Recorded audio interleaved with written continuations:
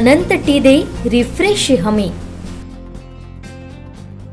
सावंतवाडी विधानसभा मतदारसंघात अतिशय शांततेत मतदान पार पडलं। मात्र निवडणुकीमुळे एसटी प्रवाशांची गैरसोय मोठी झाली।